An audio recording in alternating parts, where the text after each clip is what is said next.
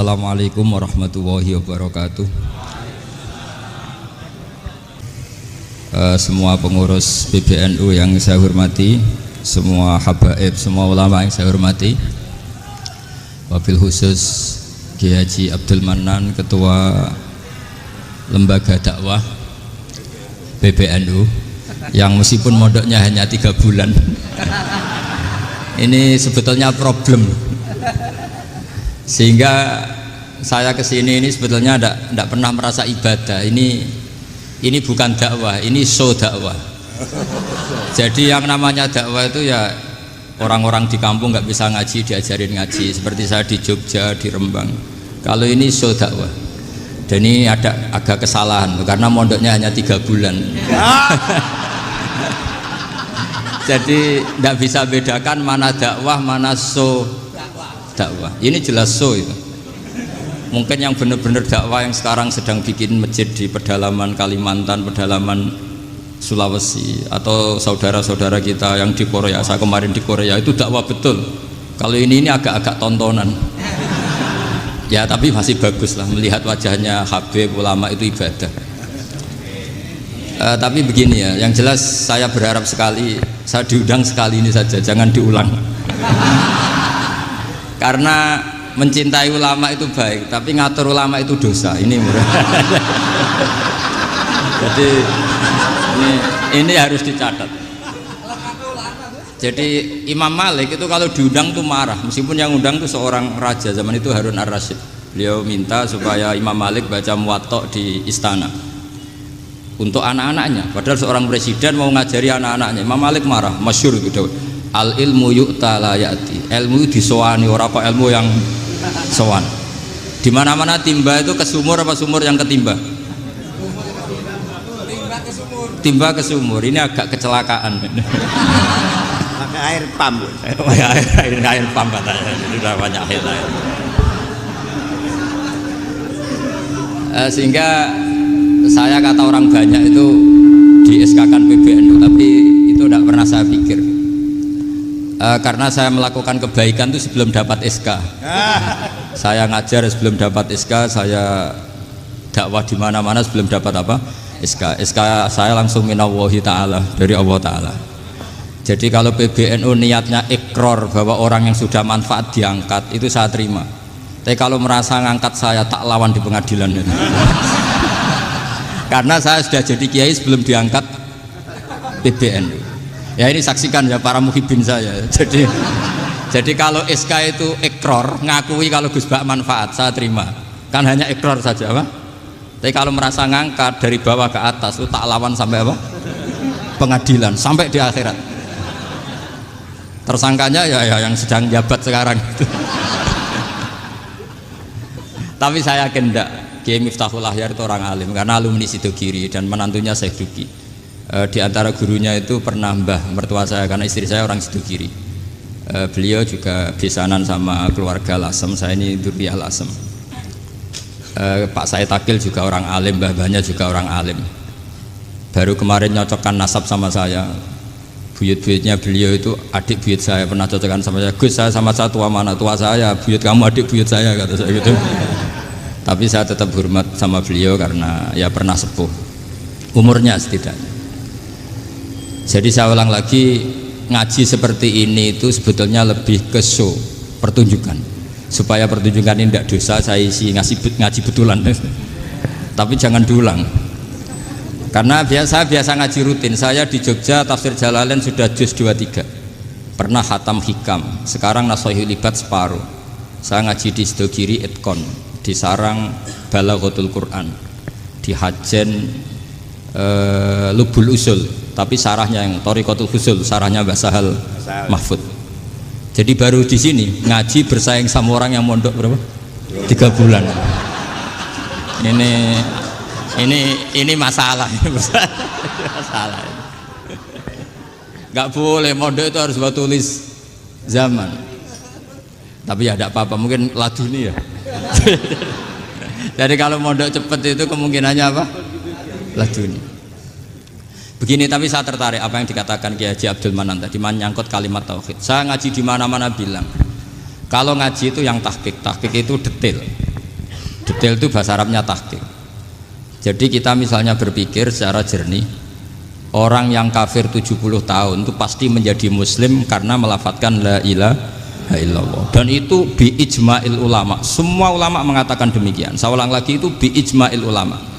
Karena mansus di Quran ada ayat qulil ladzina kafaru iyantahu yughfar lahum ma qad salaf.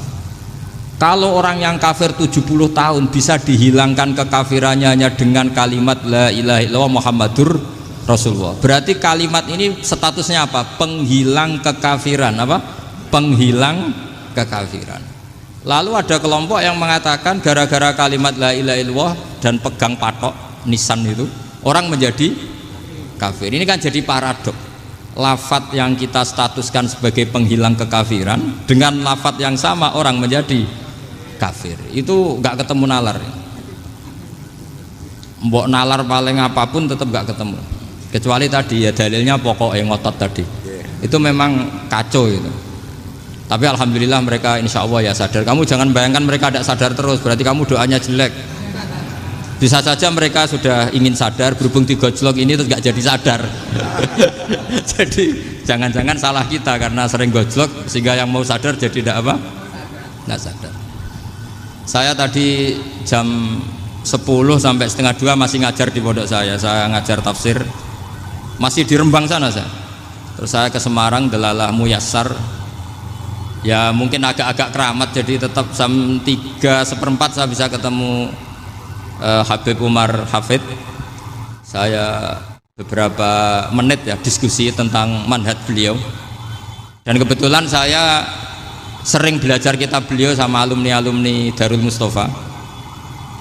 Meskipun saya tidak pernah ke sana, tapi saya tahu betul mazhab beliau karena al arwah junudun apa? Mujannada. Begini, saya sering dingendikani Mbah Mun, politik tidak jelas itu bagian dari kejelasan. Ini yang perlu dicatat. Jadi politik tidak jelas itu bagian dari apa? Kejelasan. Misalnya begini, siapa yang mengira Khalid bin Walid yang sangat musuhi Rasulullah, dia panglima orang kafir ketika mengalahkan Rasulullah di perang Uhud, akhirnya Khalid bin Walid masuk apa? Islam. Begitu juga Wahsy, qatilu ahabbin nasi ila Rasulillah, pembunuh Sayyid Hamzah, akhirnya juga masuk Islam. Begitu juga Abu Sufyan, dia pemimpin besar kafir Mekah ketika perang Badar, ketika perang Khandaq, akhirnya juga Islam dan menjadi mertua Rasulullah Shallallahu Alaihi Wasallam. Dari fakta ini kemudian banyak ulama alim yang ngambil sikap itu ya coro Jawa itu anggang-anggang itu nggak tegas, tapi nggak tegas dari rumusan ilmu yang detail. Saya ulang lagi, nggak tegas tapi dari rumusan ilmu yang apa? Detail. Bisa saja orang yang sekarang kafir suatu saat mukmin atau muslim. Bisa saja yang sekarang sedang fasik suatu saat soleh. Bisa saja yang mondok 3 bulan rois PB NU. Sementara yang mondok lama kadang KRT. Tapi itu hanya hukum duniawi. Saya yakin yang KRT ini PBNU di akhirat. Karena mondoknya lebih apa? Lama. Itu tak jamin. Saya juga berencana mimpin NU di akhirat saja, bukan di dunia. Makanya saya mohon SK itu berakhir muktamar mendatang. Karena saya sudah kiai sebelum diangkat. Makanya saya ulang-ulang, kalau pengangkatan itu niatnya ikrar, saya terima.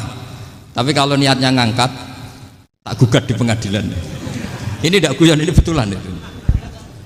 Ya, tapi ini hanya guyon saja. Nah, ini penting saya utarakan teori ngaji ya. Ini saya bacakan naskah asli Sayyid Umar Hafid supaya Anda dapat barokah beliau. Karena beliau selain alim allamah, muridnya Habib Salim, juga beliau pernah ngaji kutub Sayyid Abdul Qadir Segaf di Jeddah. Juga beliau sering istifadah di beberapa kiai. Ini saya baca teks Arabnya, kemudian saya terjemah. Bagi yang tidak setuju pemaknanya bisa gugat, karena saya baca Arabnya. Yang nggak setuju pemaknanya bisa gugat, tapi tak jamin kalah karena saya paham betul teksnya maknanya seperti itu. Logikanya tadi ya, ketika Rasulullah ngambil sikap tegas kepada qatilu Hamzah yaitu Wahsy, dan ketika Rasulullah ngambil sikap tegas pada orang-orang yang mengalahkan beliau di perang Uhud, kaifa yuflihu qaumun fa'alu bi anbiya'ihim hakadha, bagaimana mereka jadi orang benar atau orang yang dapat kebahagiaan kalau mereka perlakuannya seperti Nabi seperti ini, yaitu Nabi sujja wajhu masyhur wa kusirat ruba, ya tuh Nabi itu wajahnya terluka, gigi serinya tanggal. Orang-orang seperti ini tuh nggak akan bejo kalau orang Jawa, nggak akan falah. Tapi apa yang terjadi? Allah menurunkan ayat laisa laka minal amri syai'un aw yatuba 'alaihim aw yu'adzibahum. Muhammad itu bukan wilayah kamu ngecap orang, menstigmasi orang itu tidak wilayah kamu. Saya bisa saja mengampuni mereka atau menyiksa saya itu atau menyiksa mereka itu wilayah saya, kata Allah. Saya bisa saja mengampuni mereka atau menyiksa mereka itu wilayah saya. Sehingga akhirnya apa? Rasulullah tidak ngambil sikap yang mungkin orang lain mengatakan itu tidak tegas. Tapi itu kearifan. Betul, akhirnya Wahsy malah masuk Islam. Khalid bin Walid panglimanya juga masuk Islam. Dan beberapa orang kafir juga masuk Islam, termasuk mimbenihim, ketuanya yaitu Abu Sufyan. Ini penting saya utarakan. Makanya ini saya baca pembenaran dari konstruksi pikiran tadi. Nah ini supaya khas. Ini khasnya orang mondok 10 tahun nih. Jadi ini tak baca ini. Nah, biar jelas ini nanti tagnya persis ya, tidak saya rubah. Ini di kitabnya Habib Umar Hafid, namanya itu Taujihun Nabi Limardoti Bari. Kalau diterjemah ya mengarahkan orang yang sadar. Nabi itu orang yang sadar ya, sampai ini termasuk orang yang sadar. Limardoti Robbi, menuju mendapat ridho Tuhan atau Allah Subhanahu wa Ta'ala. Saya baca tagnya ini di halaman 179. Ini tidak ada yang saya rubah, tidak saya kurangi. Bismillahirrahmanirrahim. Fala buddha an nuwattina qulubana ala annana khodamatu ahli hadal qaul wa yattali Allah min qulubina annana na'taqidu imkaniyata ayyasfa'a fi ahadina yaumal qiyamati man huwal ana kafirun yuslimu faya'lu sya'nu indal haqqi fayakunu sababan li kholasika fil qiyamah yumkinu dzalik. Jadi kita para dai, para kiai itu adalah khodamatu hadal kaun. Kita ini adalah pelayan alam raya ini yang selalu berharap alam ini akan lebih baik. Orang yang sekarang sedang kafir bisa saja nanti yang nyafaati kamu di akhirat, yaitu mereka masuk Islam lalu Islamnya lebih serius, akhirnya punya hak syafaat. Sementara kamu Islam mulai kecil tapi biasa-biasa saja seperti ini, mulai dulu ngaji terus sama Ki Abdul Manan, nggak pernah yang ngisi ngaji, itu artinya nggak ada perkembangan. Makanya saya nggak ingin ngaji lagi karena saya ingin perkembangan Anda nanti tukang mengisi, bukan yang diisi. Kalau saya nanti ngaji lagi di sini artinya Anda kalau tetap mendengarkan itu tidak ada perkembangan. Pantes saja semulang Gus Bahak sampean sing ngaji. Sekali-kali ada perkembangan, saya ngaji sampean yang mulang, itu bagus itu. Meskipun itu perkembangan yang menyesatkan.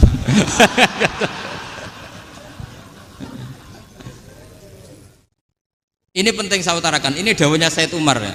Orang yang sekarang sedang kafir bisa saja orang ini nanti nyafaati kamu, yaitu beliau orang ini Islam, kemudian Islamnya serius, maka punya hak syafaat. Sementara kamu Islamnya biasa-biasa saja. Itu masyhur kayak Sayyidina Umar. Sayyidina Umar Islam di hari itu langsung makomnya makom yang a'la, sehingga mengalahkan yang sudah Islam lebih lama. Karena Islamnya Umar itu menjadi izzatul Islam betul. Makanya jangan benci orang tegas teman-teman, kadang ya ada baiknya. Abu Bakar itu sudah Islam tapi layinal janib, orangnya santun. Kalau dipisoi orang yang menengahi lah, kira-kira seperti itu. Begitu juga Bilal, Ammar, Suhaib. Singkat cerita, Rasulullah itu sering dibully ya, sering disiksa orang-orang kafir. Rasulullah berharap, wah kalau yang Islam gini terus repot. Melihat Umar ini petarung di pasar Uka, dia dapat uang itu kalau tarung, menangan. Kata Rasulullah, kalau ini yang Islam ya bagus. Beliau berdoa, Allahumma aizal Islam bi Umar.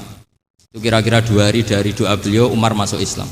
Itu pertama masuk Islam itu orang-orang kafir diparani. Kalau kamu ganggu Rasulullah Muhammad tak bunuh. Semenjak itu orang kafir yang gentenan sembunyi.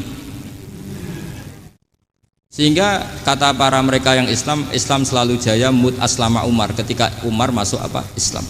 Itu dalam 1 hari Islam itu Rasulullah sudah ngendikan Umar yang Islam sehari ini imannya kalau ditimbang separuh ahli dunia masih unggul sama Islamnya Umar. Nah bisa saja seperti itu. Jadi saya minta sama teman-teman yang mencintai ilmu, Tidak tegas itu bagian dari ketegasan dalam ilmiah, karena kita ini tidak mengendalikan dunia, tidak mengendalikan hidayat, hanya Allah piyambak yang ngasih apa? Hidayat. Maka sikap kita laisalaka minal amri syai'un aw yatuba alaihim aw yu'adzibahum. Rasulullah yang ahabbul khalqi ilallah saja tidak boleh tegas karena semuanya potensi itu ada. Cuma kita tegas dalam kebenaran saja, tapi nggak perlu tegas dalam mengawal kebenaran. Kenapa demikian? Karena Islam ini agama yang akan dijaga Allah ila yaumil. Yang jaga Islam bukan PBNU, bukan PP Muhammadiyah, bukan kiai. Yang menjaga Islam namun Allah Subhanahu wa taala. Makanya Sayyidina Umar itu kalau disuruh mikir Islam itu gak mau betul. Masyhur itu dalam tarikh-tarikh. Umar mimpin itu sukses, banyak futuhat. Singkat cerita akhirnya orang tuh kelangenan, wah kalau Umar meninggal kayak apa? Sehingga Abdullah bin Umar setiap jalan-jalan itu dibully. Kalau sekarang dibully, ya Abdullah bin Umar, bapak kamu itu gimana? Sudah sepuh mau meninggal kok tidak suksesi. Kalau saja ada orang penggembala kemudian meninggalkan kambingnya di hutan, kamu anggap orang yang mudoyi enggak, menyia-nyiakan kambing itu enggak? Ya iya, kata Abdullah bin Umar. Apalagi amru hadil umat ini mau ditinggal gelanggang, nanti suatu saat Umar meninggal. Mbok ya suksesi supaya jelas. Logika itu diaturkan ke Umar radhiyallahu anhu, ke Sayyidina Umar. Pertama Umar agak tertarik dengan logika itu. Lama-lama beliau marah. Tidak jadi. Saya tetap tidak akan istikhlaf, tidak akan suksesi. Dan saya tidak akan mikir Islam, katanya. Islam akan diurus oleh Allah Subhanahu. Terus beliau ngendikan, Islam ini jalan ketika ditinggal Abu Bakar. Bahkan ketika ditinggal ahabbul khalqi ilallah akramul khalqi indallah, yaitu Rasulullah Muhammad sallallahu alaihi wasallam. Coba Islam dulu dipimpin Syekh Abdul Qadir ketua wali, dipimpin Wali Songo, dipimpin orang top-top. Sekarang dipimpin mondok 3 bulan jalan. Karena Islam yang ngatur Allah Subhanahu wa taala. Jadi ini penting. Loh coba ustadz tuh banyak yang nggak bisa ngaji loh. Tapi ya laku ya nggak masalah. Loh saya kemarin di Korea seminggu. Itu TKI jadi khotib, ada yang jadi mufti, ada yang jadi suriah. Itu ada yang di sana jadi suriah, pulang ke kampung angon kambing lagi. Loh itu teman saya kenal. Suriah Korea. Iya suriah Korea tapi. Artinya gini, bahkan masjid semua yang di Korea itu didirikan oleh TKI dan TKW. Mereka digerakkan Allah untuk mikir agama, karena agama ini milik Allah. TKI saja mikir. Makanya ini penting, yo dakwah tapi tauhidnya sing kenceng, jangan dakwah kenceng tauhidnya kendor. Itu bahaya betul. Saya ulang lagi ya, ini dawuh Habib Umar. Jadi kata beliau, fala budda an wattina qulubana. Kita harus yakin seyakin-yakinnya bahwa semua kemungkinan itu mungkin. Makanya masyhur dalam tarikh ketika kafir Quraisy mau disiksa oleh para malaikat karena mereka sering menyakiti Nabi, kata Nabi gimana? Jangan. Saya berharap kalau bapaknya tidak mukmin, suatu saat anaknya mukmin. Masyhur dalam tarikh. Musuh Nabi besar siapa? Walid bin Mughirah. Punya anak Khalid bin Walid. Abu Lahab punya anak Darrah, itu mukminah yang baik. Abu Jahal punya anak Ikrimah, itu mukmin yang baik. Di Indonesia lebih hebat lagi. Bapaknya ra iso maca Quran, anaknya hafid. Bapaknya Utun Ratamat SD, anaknya jadi dekan. Di Indonesia banyak orang nggak siapa-siapa, anaknya jadi presiden, anaknya jadi menteri. Artinya jangan karena bapaknya kafir kamu nganggep anak turunnya pasti selalu kafir. Teori itu sudah salah zaman Rasulullah. Yaitu Walid akhirnya punya anak Khalid, Abu Lahab punya anak Darrah. Terus siapa? Abu Jahal punya anak siapa? Ini penting saya utarakan karena dakwah kalau terlalu semangat, nanti kalau menghilangkan tauhid bahaya. Tetap innal huda. Uni Soviet kayak apa? Mengkooptasi negara-negara sekelilingnya sampai jadi Zuni. Tapi apa yang terjadi? Uni Soviet yang runtuh, persemakmurannya semua rata-rata jadi negara apa? Islam, kayak Uzbek, kayak Ceknya, kayak apa-apa. Karena agama ini diurus Allah. Sehingga kalau tapi kamu ngitmai agama nggak apa-apa. Makanya istilahnya Habib Umar khodamah itu pelayan, nggak apa-apa. Kita ngitmai agama itu nggak apa-apa. Dengan ngitmai terus mikir nggak apa-apa.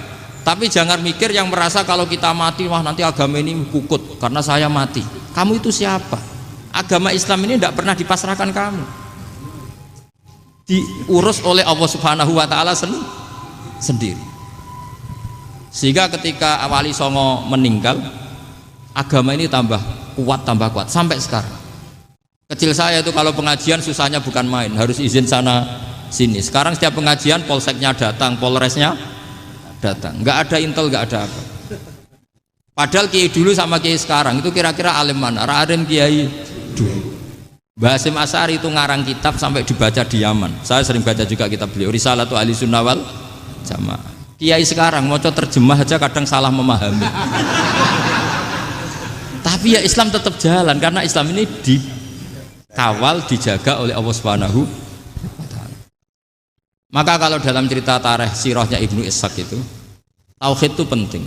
Beliau cerita begini, Sayyid Abdullah itu namanya Abdullah bin Abdul Muthalib. Kita tahu kenangannya Rasulullah terbanyak itu bukan dengan Sayyid Abdullah tapi dengan Sayyid Abdul Muthalib, dengan mbahnya. Karena Nabi itu mulai kecil dirawat oleh siapa? Mbahnya. Yaitu yang disebut Nabi ketika 2 bulan kan abahnya sudah meninggal. Ya saya baca ya, pakai bahasa Arab biar jadi bid'ah. Nanti kalau bahasa Indonesia ada bid'ah. Tidak betul tuh. Diba atau berjanji sebenarnya itu kitab sejarah, berhubung dibaca bahasa Arab terus kayak mantra. Terus yang belakang mau nyenggai soleh aleh, sehingga kubu sebelah bilang tuh khurafat dan bid'ah. Coba diterjemah ini, coba nanti saya baca bahasa Arab.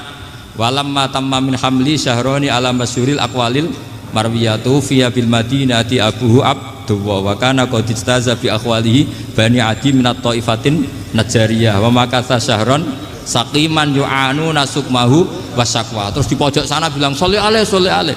Pasti kubu sebelah yang liwat, wah itu khurafat bid'ah karena dianggap mantra. Padahal artinya coba sampean baca bahasa Indonesia. Ketika hamil Rasulullah umur 2 bulan, abahnya meninggal di kota Abwa. Kota Abwa adalah kota keluarga besar ibunya Sayyid Abdullah. Kebetulan pas ke sana beliau sakit sampai 1 bulan dirawat. Bid'ahnya di mana kalau diterjemah? Wong itu kitab tarikh.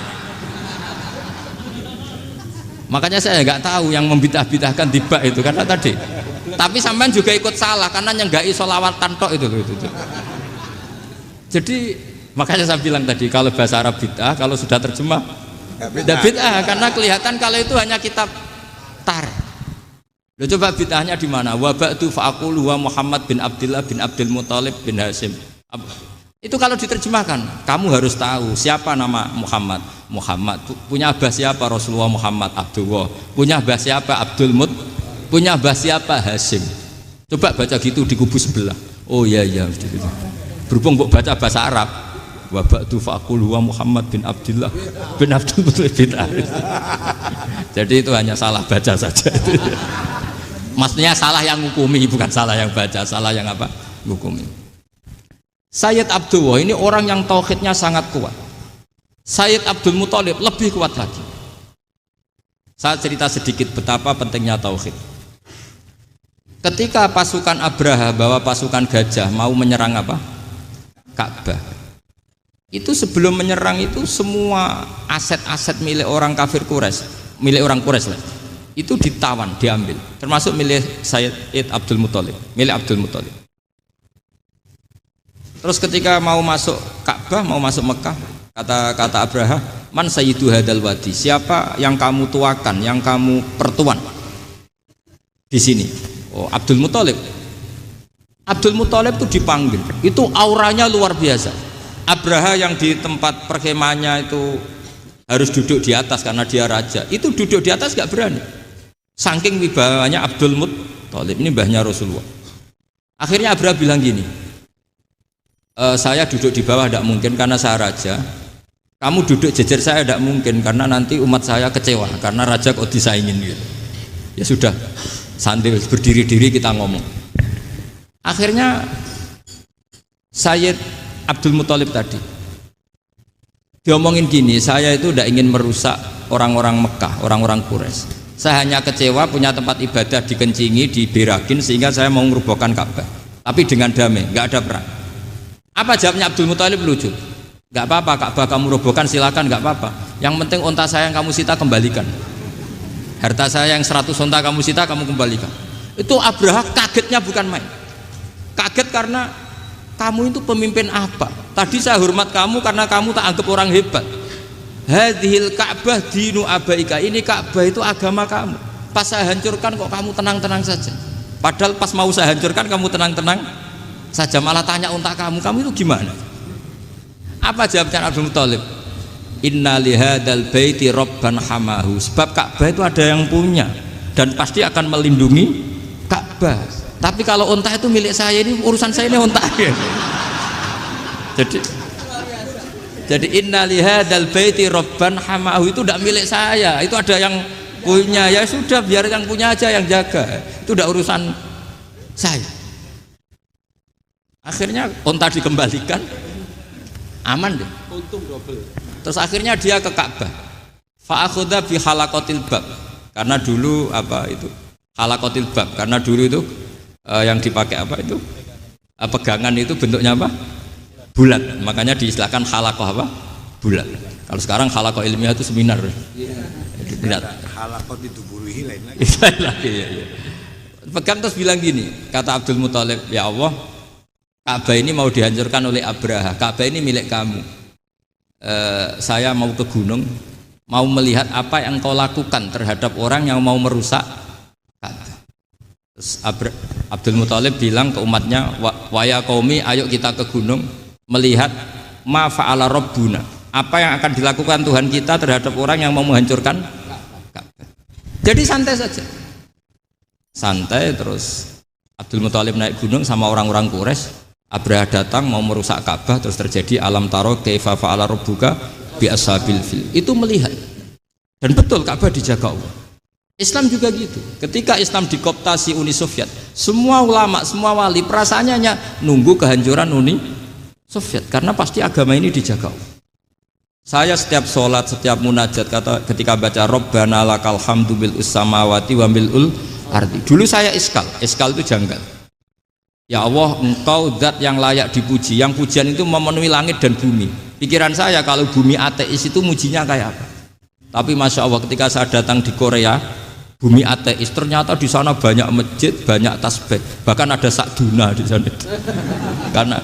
Karena Allah sudah ngendikan lakal hamdu mil'us samawati wa mil'ul ardi. Dan sekarang nyata, semua bumi ateis, bumi apa saja, ada tasbihnya, ada tahmidnya. Makanya sadaqallahul adzim ketika ngendikan sanurihim ayatina fil afaq walladzi arsala rasulahu bil huda dinil haqqi liyuzhirahu 'alad dini kulli. Makanya saya mohon sekali bahwa agama ini harus kamu khidmah. Tapi enggak boleh kamu pikir. Atau dibaliklah, khidmah maka memikir. Tapi tidak usah GR bahwa agama ini diserahkan sampean. Saya juga agak ridho. Agama kok diurus orang-orang kayak gini, kayak apa nasibnya? Jadi ini penting, karena rata-rata kiai alim itu tidak jelas. Terus oleh orang-orang yang nggak pernah ngaji itu, wah ini nggak jelas, nggak tegas. Islam itu harus tegas. Maksudnya tegas itu kayak apa? Tegas itu di wilayah kita. Kalau istri kamu mau diperkosa orang itu boleh tegas, itu wilayah kamu. Tapi kalau hidayat itu wilayahnya Allah Subhanahu wa Ta'ala, kita tidak pernah tahu. Bahkan yang sudah Islam saja, nyuwun sewu, itu nggak ada jaminan mati husnul.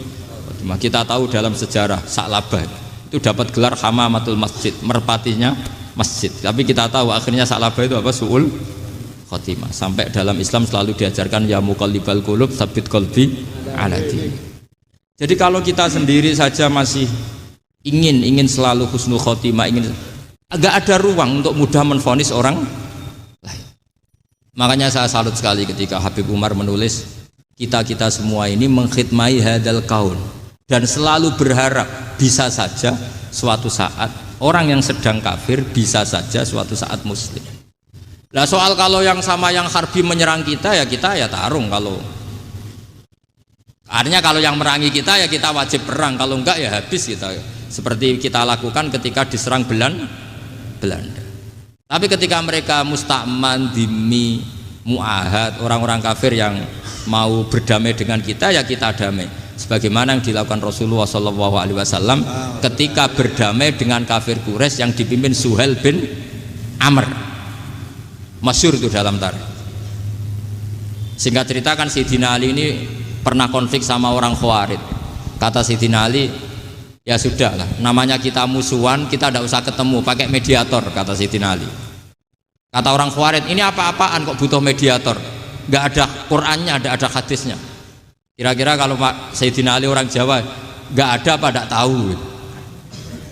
Walhasil Sayyidina Ali akhirnya baca ayat, wa in khiftum shiqaqa bainihima fab'atsu hakaman min ahli wa hakaman min ahliya. Jika suami istri tengah konflik, maka yang keluarga suami kirim mediator, yang keluarga perempuan juga kirim.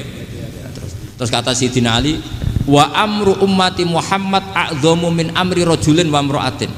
Kalau suami istri saja ketika konflik butuh mediator, apalagi ini kelompok besar pasti lebih butuh mediator. Akhirnya lalu mediatornya siapa? Kata Sayyidina Ali, ya siapa saja yang penting baik. Ditunjuk seseorang, diprotes sama orang Khawarij, ini orang nggak kredibel. Oh, terus Sayyidina Ali marah-marah. Rasulullah itu pernah berdamai dengan orang, bahkan orang itu kafir, yaitu Sulhul Hudaybiyah. Nabi itu berdamai dengan orang yang bernama Suhail bin Amr ketika itu kafir. Makanya ini menunjukkan bahwa musolahah ma'al kufar itu boleh demi kelangsungan bernegara, berbangsa. Kamu tidak usah meragukan reputasi NU. Ketika dulu kafirnya kafir harbi zaman Belanda, ya Mbah Hasim fatwa apa? Jihad. Jadi jangan kira tidak tegas. Kita tegas sekali. Justru kita yang punya masa lalu tegas. Tapi kepada siapa dan dalam konteks apa? Paham ya? Terus ini penting sekali untuk dijernihkan. Ini saya baca berikutnya nanti. Tidak, supaya tahqiq saya syukur sekali, saya tadi sekaligus minta ijazah sama Habib Umar, dan memang saya ngaji ini lama sama teman-teman alumni Yaman, cuma belum pernah ketemu mu'alifnya. Tadi saya ketemu minta ijazah itu dan beliau senang sekali, bahkan sempat bikin tulisan di kitab saya ini. Sama tidak perlu baca, karena kalau bisa ya biasa, kalau tidak bisa malu ya sudah, tidak usah baca sudah. Terus ini kata beliau, ini masih saya teruskan. Nahnu min hadhil intilaqah naktasibu thabatana wa quwwata yaqinina wa illa fa fil ardi mu'aridun wa muntaqidun wa mukhalifun min akhyarin wa asyrarin sholihin wa fasikin muslimin wa kuffar. Kalau kamu punya satu metode ilmiah, metode dakwah, kamu harus siap, karena pasti ada yang menentang. Yang menentang itu ya mulai orang soleh, tidak soleh, orang macam-macam. Jadi kalau sudah punya manhaj, memang dari awal harus siap apa? Ditentang. Jadi misalnya PBNU punya kebijakan apa, ya sudah siap saja dibully. Itu pasti itu, karena nggak ada manusia semua suka, semua benci. Kata beliau, anta in kunta fi syakkin min hadzal maslak wal manhaj fattabi man syi'ta wasaha angka ghaniyah wa in kunta ala yaqinin annahu al huda wa mirasun nubuwah wa annahu haqiqatu tarjamatil ahdi ma'rab fala tata'atsar min kalami ahadin yakunu mangkana. Jadi intinya kita mengawal Islam secara rahmatan lil alamin itu justru kita berharap menjadi simpatik dan menjadikan mereka menjadi nopo Islam. Jangan ketika simpatik dianggap gak tegas. Saya masih ingat betul dawuh Mbah Mun, hak sekseni, kata beliau. Saya masih ingat kalimatnya, sekseni. Aku ra tegas itu berdasar ayat laisalaka minal amri syai'un aw yatuba alaihim aw yu'adzibahum, karena potensi sosial itu bisa rubah. Orang yang sekarang kawan kamu bisa saja suatu saat jadi musuh, yang sekarang musuh kamu bisa saja suatu saat jadi kawan. Terus kamu ngambil sikap tegas dalam sesuatu yang nggak stabil seperti ini, lalu tegas itu kan nggak pada tempatnya. Makanya yang seperti ini kata Allah pakai asa itu menawa-menawa. Asa wahu ayyaj'ala bainakum wa bainal ladzina ataitum minhum mawaddah. Bisa saja orang yang sekarang musuhan dengan kamu suatu saat dijadikan mawaddah. Kamu udah mawaddah itu saling mengasihi. Kamu udah usah tanya, wallahu qadir, kata Allah, karena Allah mampu. Jadi dalam hukum-hukum sosial Allah seringnya bilang apa? Asa. Misalnya wa asa an takrahu syai'an wa huwa khairul lakum wa asa an tuhibbu syai'an wa huwa syarrul lakum. Karena masalah sosial ini semuanya asa, yang pernah tahu siapa? Bisa saja sekarang saya Rois Surya, nanti SK-nya nggak turun lagi, tapi saya tidak apa-apa. Bisa saja nanti santri 10 tahun dipimpin 3 bulan nggak apa-apa, bolak-balik nggak apa-apa, saya tidak akan kecewa karena masya Allahu kana wa malam yasa lam yakun. Assalamualaikum warahmatullahi wabarakatuh.